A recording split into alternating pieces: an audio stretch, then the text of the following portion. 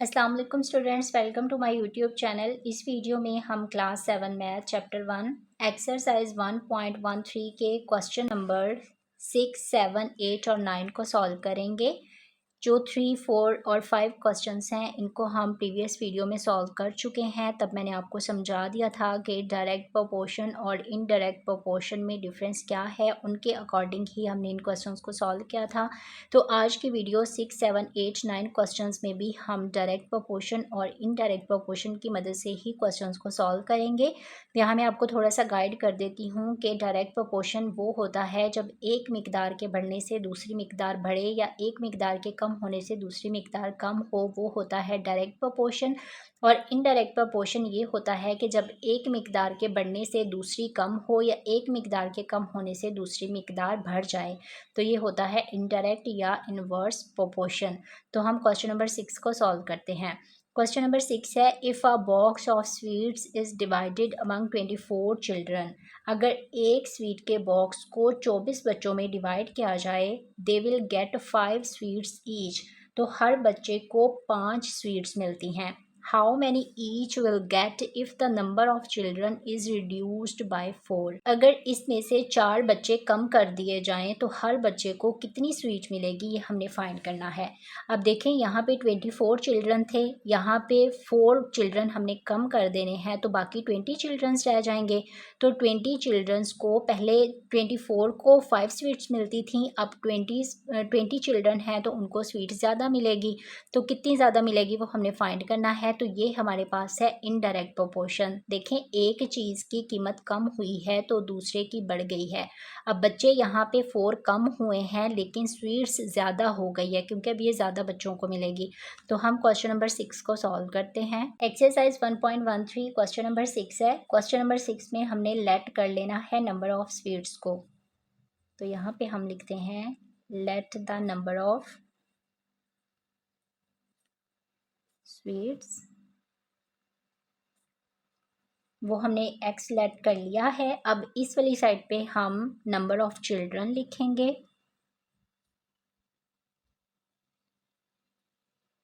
और इस वाली साइड पे हम नंबर ऑफ स्वीट्स लिखेंगे।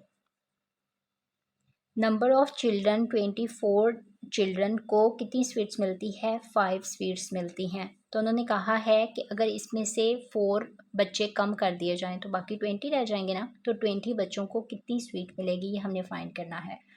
अब देखें, नंबर ऑफ चिल्ड्रन कम हुए हैं, स्वीट जो है वो ज़्यादा होगी, तो ये है इनडायरेक्ट प्रोपोर्शन। तो यहाँ पे हम लिखते हैं एज नंबर ऑफ चिल्ड्रन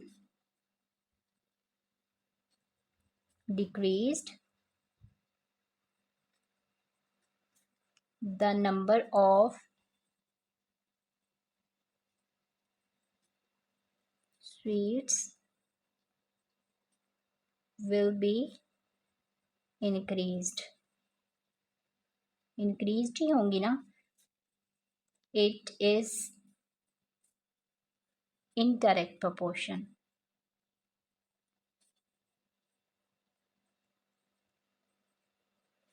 तो अब हम इसको सॉल्व किस तरह से करेंगे। अब देखें, ये डिक्रीज हो रहा है ना, 24 ऊपर है और 20 नीचे है, डिक्रीज हो रहा है। तो हम यहाँ 24 को ऊपर लिखेंगे और 20 को नीचे लिखेंगे।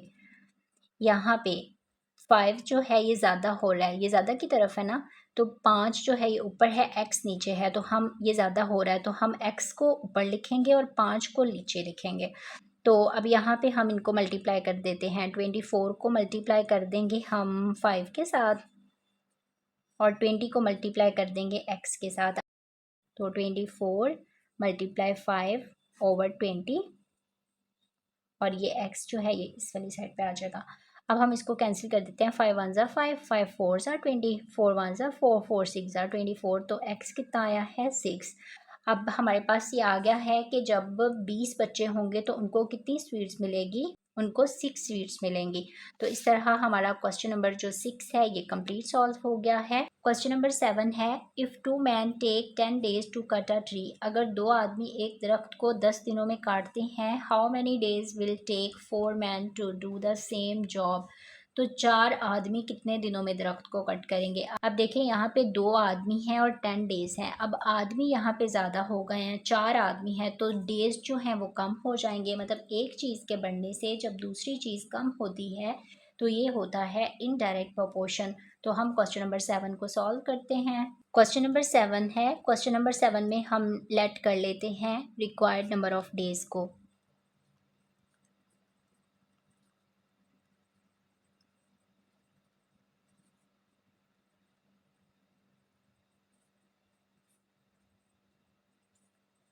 तो हमने इसको एक्स लेट कर लिया है, तो इस वाली साइड पे हम लिखेंगे नंबर ऑफ मैन और इस वाली साइड पे हम लिखेंगे नंबर ऑफ डेज। अब नंबर ऑफ मैन, 2 आदमी कितने दिनों में कट करते हैं दरख्त को? 10 दिनों में। तो उन्होंने कहा है कि 4 आदमी कितने दिनों में कट करेंगे। तो अब देखें 2 से 4 आदमी, मतलब ये इंक्रीज हो रहा है और दिन जो हैं वो डिक्रीज हो जाएंगे, कम हो रहे हैं, तो ये इनडायरेक्ट प्रोपोर्शन है। तो यहाँ पे हम लिख देते हैं as the number of man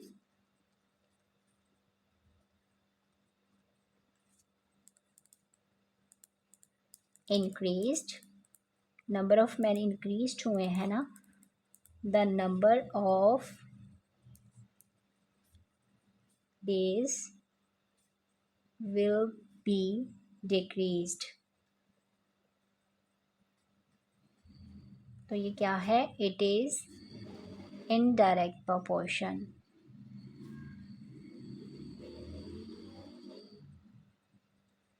तो अब यहाँ पे हम इसको किस तरह से लिखेंगे, ये देखें ये इंक्रीज हो रहा है ना, तो 2 ऊपर है 4 नीचे है, तो जो 4 है वो ऊपर चला जाएगा और जो 2 है वो नीचे आ जाएगा, इक्वल। अब यहाँ पे डिक्रीज हो रहा है, 10 ऊपर है और x जो है वो नीचे आ जाएगा। अब हम इनको मल्टीप्लाई कर देते हैं, 4 को मल्टीप्लाई करेंगे x के साथ, 2 को मल्टीप्लाई कर देते हैं 10 के साथ, x इक्वल है।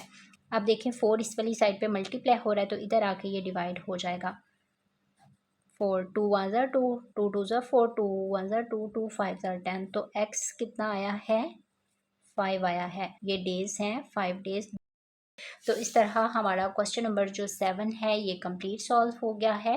क्वेश्चन नंबर 8 है, if 1 person takes 10 days to pick the apples from a garden. अगर एक आदमी एक बाग में से सेब तोड़ने में 10 दिन लगाता है, how many days will take 5 people to pick the apples from a garden. तो 5 आदमी मिलकर ये सब सेब कितने दिनों में तोड़ेंगे, ये हमने फाइंड करना है।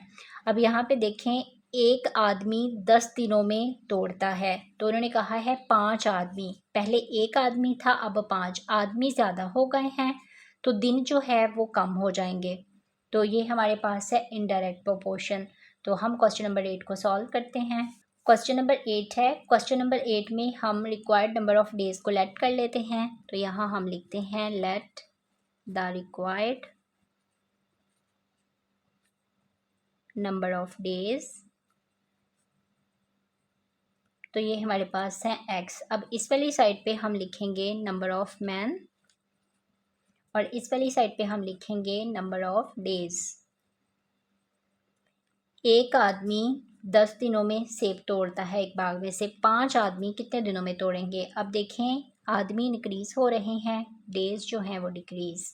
तो इस तरह हम यहाँ पे लिख देते हैं as the number of man increased, the number of days will be decreased। तो ये क्या है? It is indirect proportion.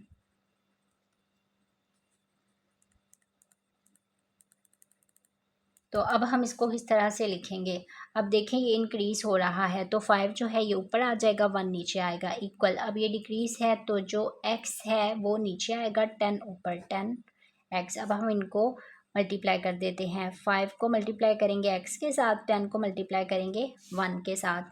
तो ये देखें ये x, 5 इस साइड पे मल्टीप्लाई हो रहा है, इधर आएगा तो डिवाइड हो जाएगा, 10 मल्टीप्लाई 1 ओवर 5, 5 1 ज़ा 5, 5 2 ज़ा 10, तो x कितना आया है 2। तो ये है 2 डेज। बुक पे आंसर रॉन्ग है, ये करेक्ट आंसर है। तो यहाँ पे है कि 5 आदमी 2 दिनों में जो है वो सेब को कट कर लेंगे गार्डन में से। तो इस तरह हमारा जो क्वेश्चन नंबर 8 है ये भी कंप्लीट सॉल्व हो गया है। क्वेश्चन नंबर 9 है, if 1 person take 7 days to clean a house from bugs. एक आदमी एक घर से बग्स को 7 दिन में क्लीन करता है। How many days will take 7 people to clean the house from bugs. तो 7 लोग इस घर को कितने दिनों में साफ करेंगे, ये हमने फाइंड करना है। अब देखें, एक आदमी है, 7 डेज है, तो यहाँ पे 7 people हैं, तो यहाँ पे 1 से 7 मतलब आदमी ज़्यादा हुए हैं तो डेज कम हो जाएंगे। तो ये है इनडायरेक्ट प्रोपोर्शन। तो इस तरह हम क्वेश्चन नंबर 9 को सॉल्व करते हैं। क्वेश्चन नंबर 9 में हम लेट कर लेते हैं रिक्वायर्ड डेज।